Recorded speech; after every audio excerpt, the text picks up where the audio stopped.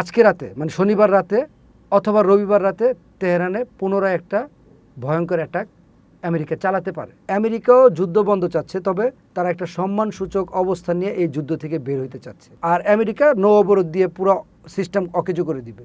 এতে কিন্তু ইরান আমেরিকার পাশাপাশি ক্ষতিগ্রস্ত হবে পুরো বিশ্ব। আমরা আজকে খবরে দেখতে পেলাম যে আরাকসি পাকিস্তানে যাচ্ছে। এটা বলার কারণটা এই জন্য হচ্ছে যে এই যে যুদ্ধ খেলা হচ্ছে ইরান, আমেরিকা, ইসরায়েল, এমনকি মধ্যপ্রাচ্যে যে উত্তপ্ত অবস্থা, এটাকে একেবারে স্তব্ধ করতে মানে শীতল করার জন্য যিনি ভূমিকা রাখার চেষ্টা করছে এখন পর্যন্ত তিনি আরাকসি।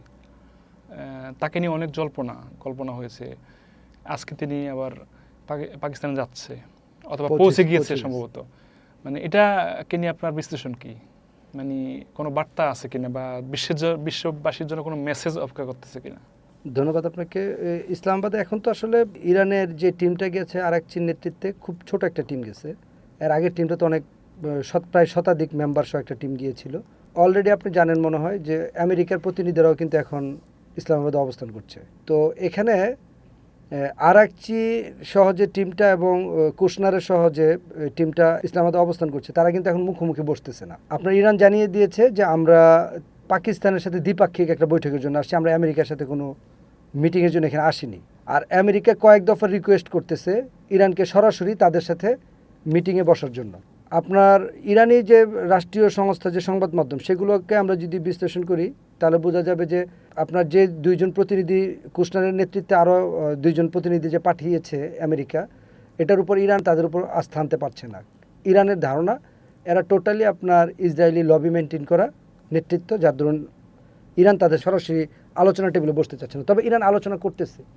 এখানে পাকিস্তানের পাশাপাশি মিশরকেও একটা সমঝোতার মধ্যে নিয়ে আসছে ইরান, এবং তাদের মাধ্যমেই বিভিন্ন বার্তা হচ্ছে তাদের কাছে পৌঁছাচ্ছে। আপনার গত 2 দিনের কিছু নাটকীয় ঘটনা ঘটছে ইরানে। এক নম্বর হচ্ছে B-52 বোমারু বিমান থেকে যে বোমটা ফেলা হয়েছিল, গতকালকে এটা প্রকাশ হইল যে ওই বোমাটা 43 ফিট মাটির নিচে গেছে, কিন্তু এটা বিস্ফোরণ হয় নাই। তাহলে এখানে কী বার্তা দিচ্ছে? যে জিনিসটা আমি ধ্বংস করার জন্য একটা বোম ফেলেছি, ওই বোমটা পড়ছে ঠিকই, কিন্তু ভিতরে গিয়ে বিস্ফোরণ হয় নাই। ইরানি রাষ্ট্রীয় বার্তা সংস্থা ইসনা আজকে জানালো যে তারা ওই বোমটাকে অলরেডি অকেজো করে ফেলছে, B-52 বিমান থেকে যে বোমটা ফেলানো হয়েছে। তার মানে এটা একটা দ্বিতীয় বার্তাটা কি জানেন? ওই যে বোমটা মানে যে স্থানকে টার্গেট করে বোমটা ফেলছিল, ক্ষেপণাস্ত্রের একটা সমাগার, ওইখানে কিন্তু এটা অক্ষুণ্ণ রয়ে গেছে। আমেরিকার বিভিন্ন news, new York Times, Washington post জানাচ্ছে যে ইরানের যে ক্ষেপণাস্ত্র প্রযুক্তির বেশিরভাগই এখনই তারা ব্যবহার করে নাই, অর্থাৎ তারা 3 ভাগের 1 ভাগ মাত্র ব্যবহার করছে, 2 ভাগই তাদের হাতে এখন রিজার্ভ আছে ইরানের।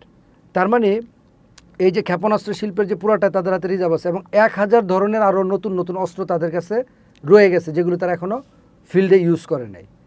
এটা কিন্তু এই চীন, রাশিয়া এবং আমেরিকার যে গণমাধ্যম একই খবর দিচ্ছে। তার মানে এটা তো একটা ভয়ের বিষয়, যার দরুন আমি তো আপনার গতকালকে বলেছিলাম আমেরিকা যে কোনো ফরম্যাটেই এই যুদ্ধ আর আগাবে না। যুদ্ধ না আগিয়ে তারা যে চেষ্টাটা করছে ইরানকে অর্থনৈতিকভাবে গলা চিপে মেরে ফেলা, অর্থাৎ ওই নৌ অবরোধ বা সমুদ্র অবরোধ দিয়ে হরমুজ প্রণালী এদিক দিয়ে ইরান আটকে রাখবে, আর হরমুজ প্রণালীর সামনে এসে আমেরিকা এই প্রণালীটা আটকে রাখবে, অর্থাৎ ইরানের ভিতর যাতে কোনো জাহাজ, খাদ্য জাহাজ, প্রয়োজনীয় বিভিন্ন সরঞ্জাম যাতে ইরানে না ঢুকতে পারে, ওই ধরনের তারা একটা রাষ্ট্রীয় কর্ডন করতেছে। যদি এটা সফল হয় তাহলে ইরান একটা ভয়ঙ্কর পরিস্থিতি ফেস করবে, যেটা আমরা দেখলাম গাজায় মানুষ না খেয়ে, ছোটো ছোটো শিশু বাচ্চা শুকিয়ে গেছে, মানে আপনার দুর্ভিক্ষের জন্য তাদের অপুষ্টিতে ভুগছে। এরকম যে ইরানে অসম্ভব ব্যাপারটা তা না, কারণ ইরানের যে 5টা সমুদ্র এবং অপর পাশে যে রাষ্ট্রগুলোর সাথে ইরানের সীমানা, তারা কতটুকু সহযোগিতা করবে আমার ধারণা এটা নিয়ে আমি খুব ডাউট। কারণ হচ্ছে আপনার ওই সব দেশে তো ইরান আপনার মিসাইল এবং ড্রোন ছুঁড়েছিল, তারা যদি এখন মনে করে যে না, ইরান যেহেতু আমাকে যুদ্ধের একটা শত্রু হিসেবে গণ্য করে, আমরা তাকে সহযোগিতা করব না, এবং আমেরিকার চাপে যদি তারা সহযোগিতা না করে, তাহলে ইরান খুব বেকায়দায় পড়ে যাবে এই সমুদ্র অবরোধে বা নৌ অবরোধে। তাই আমি মনে করি যুদ্ধটার যে এখন আপাতত বন্ধ আছে, এটা তো বন্ধ নাই, পুরো যুদ্ধটা আবার সবাই নতুনভাবে ফর্ম করতেছে। যেমন ইরানের যে বিভিন্ন গণমাধ্যম, ইসরায়েলের বিভিন্ন গণমাধ্যম দেখলে আমরা যেটা বুঝতেছি, ইসরায়েল অলরেডি পুরোপুরি প্রস্তুতি নিয়ে ফেলছে যুদ্ধের জন্য।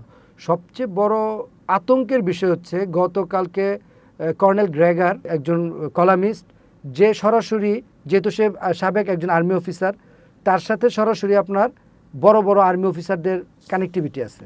সে তার একটা এডিটোরিয়াল কলামে উল্লেখ করছে যে আমি অনেক আর্মি অফিসারের সাথে কথা বলছি গতকালকে, তাদের অনেকেরই ভাষ্য যে অফিসারদেরকে তাদের ঊর্ধ্বতন কর্মকর্তারা বলে দিছে তোমরা প্রস্তুত থাকো, হয়তোবা আজকে রাতে মানে শনিবার রাতে অথবা রবিবার রাতে তেহরানে পুনরায় একটা ভয়ঙ্কর অ্যাটাক আমেরিকা চালাতে পারে। এটা তো হালকা বিষয় না। তার মানে বিষয়গুলো কি, প্রত্যেকটা বিষয় এখন ধোঁয়াশা তৈরি হয়ে আছে। এই ক্ষেত্রে আরাকচি যখন ইসলামাবাদে পৌঁছেছে, ইরানের রাষ্ট্রীয় সম্ভবত স্পিকারই কথাটা বললো কিনা যে আমেরিকা চাচ্ছে, ও আরাকচি বলছে কিছুক্ষণ আগে ইসলামাবাদে দাঁড়িয়ে, যে আমেরিকাও যুদ্ধ বন্ধ চাচ্ছে, তবে তারা একটা সম্মানসূচক অবস্থান নিয়ে এই যুদ্ধ থেকে বের হইতে চাচ্ছে। আমার ধারণা এবারের আলোচনা যদি ফলপ্রসূ না হয়, যুদ্ধ না হইলেও অবরোধের কড়াকড়ি দুই পক্ষই ভয়ঙ্কর আকার ধারণ করবে, এতে বিশ্ব অর্থনীতি ধসে যাবে। এটা আমি অনুমান করছি। যদি এই ইসলামাবাদে একটা ফয়সালা না হয় এই দফায়, তাহলে হয়তোবা এই যুদ্ধটা সরাসরি না বাঁধলেও অবরোধটা যে খুব ভয়ঙ্কর আকার ধারণ করবে, অর্থাৎ ইরান বন্ধ করে দেবে হরমুজ প্রণালী, আর আমেরিকা নৌ অবরোধ দিয়ে পুরো সিস্টেম অকেজো করে দিবে। এতে কিন্তু ইরান আমেরিকার পাশাপাশি ক্ষতিগ্রস্ত হবে পুরো বিশ্ব।